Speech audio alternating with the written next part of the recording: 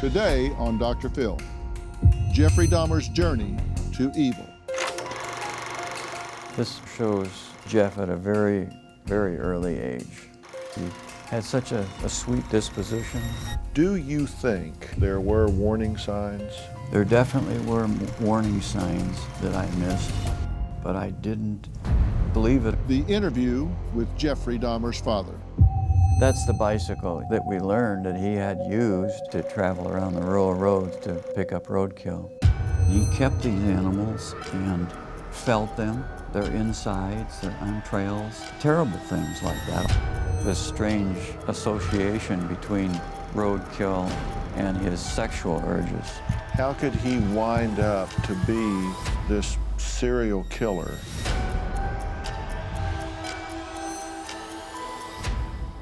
"20 years before Monster, the Jeffrey Dahmer story premiered on Netflix, I sat down with Jeffrey Dahmer's father and stepmother. Hello. Hello, Dr. Phil. I think watching this, you have to admit, you can see how his life writes like a Hollywood horror movie. Jeff was fascinated with a rotting animal carcass under the house and played with the bones and referred to them as fiddlesticks. Jeff did seem to exhibit an interest in the way they clanked as he picked them up and put them back into the metal pail.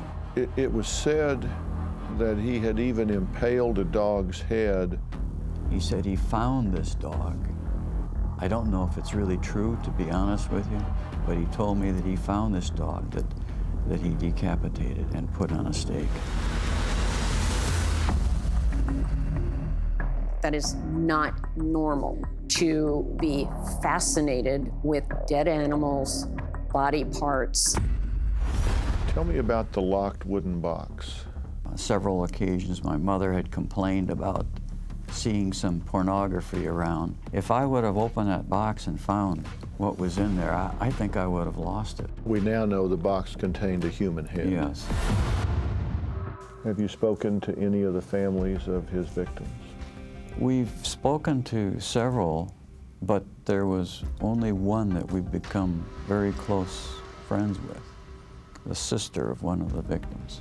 And to this day, we remain good friends with her.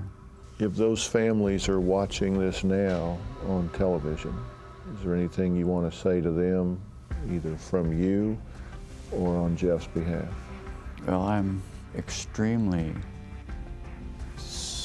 very, very sorry that it happened to their loved ones. And if I could have done anything to prevent it, I would have. And I would ask them to forgive Jeff for what he did. He's paid the price, I believe, now. That doesn't lessen their hurt, but ask their forgiveness. Like Teresa said to me, "Lionel, I forgive." When he was murdered, Teresa said to me, "Lionel, I forgive Jeff." Do you forgive him? Yeah, I forgive him now. I mean, it's really horrible to think of, to try to keep thinking of all the things he did, but even though he did all these horrible things, we forgive St. Paul for all the people that he killed in the name of God, in the name of Judaism. He was forgiven completely.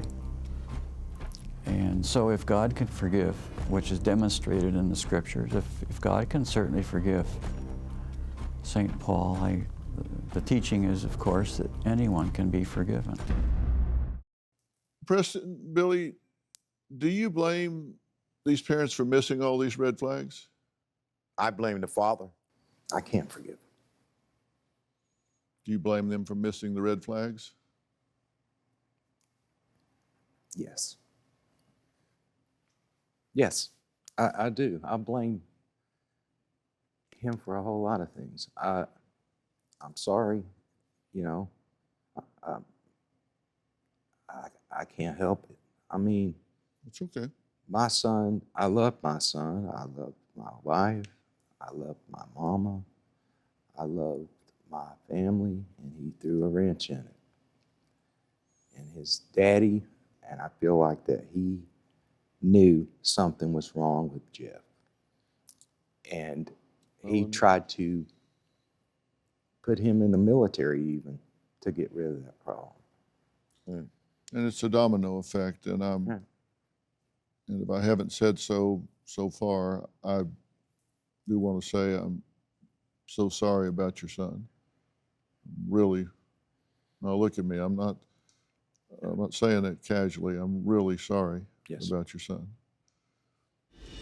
Do you think, in retrospect, that there were red flags, there were warning signs that you missed? There definitely were warning signs that I missed, but I didn't believe it, or it's hard to believe. It really is. I'll give you one example. When he was about somewhere in the 11, 12 to 14 age range, he roamed around the country roads where we lived and gathered on his bike with big plastic bags the remains of various animals, foxes, small dogs, animals that had been killed on the road, and took them back home. And ours was extremely heavily wooded lot, a very rough terrain, where he did, as I found out later, at the time of his so-called insanity trial, found out for the first time there that he did this. And he kept these animals and felt them, explored them, their insides, their entrails, and terrible things like that. Although I've had friends who have told me they've done the same sort of thing, but that would have been a red flag. Dr. Phil, that's a bunch of bull. Okay, he knew. He chose to look the other way.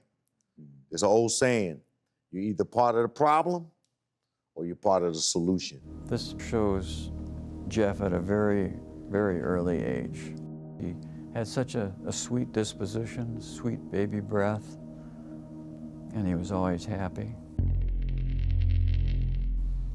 Christmas time was always a very happy time. It was a time when there were no real arguments. Jeff was always happy at Christmas time because there was a lot of things to eat. Easter was always important to him because he got his chocolate bunny. Thanksgiving was always spent with my family, and there was always a lot of love and attention given to Jeff. Jeff would always run towards me and jump in my arms. I would frequently carry Jeff on my shoulders or ride around on the handlebars of my bicycle. At this point, he's less than 7 years old, and he didn't go into his period of shyness until that point. This is at Grandma Dahmer's house. He loved his grandmother dearly. Yeah. He knew it was unconditional love. Yeah. Grandma never judged anything. He was just loved. Packed his lunch when he went to work, when he was staying with her in Milwaukee. Made dinner for him. Was always concerned about everything he did. Jeff did a lot of riding on his bike on the rural roads. That's the bicycle that we learned that he had used with big plastic bags to travel around the rural roads to pick up roadkill. He was 12 to 14 years old. The happy little boy. And yet this was when he was 12 years old. So it was sort of at the beginning of this strange association between roadkill and his sexual urges. Things were forming in his mind that you can't see just by looking at a picture. He looks like a happy youth there. There's something we refer to as the dark triad that is present in certain people. And it's what you were referring to before. And I saw it in Jeffrey. There are three characteristics to what we call the dark triad. And one is psychopathy. These are just psychopaths. They don't have the ability to feel remorse. They absolutely exploit other people. They'll be aggressive and do anything. There's a narcissism there. They believe they are entitled to do what they want to do, that it's okay. They have a different set of rules. They'll do anything to anybody, anytime.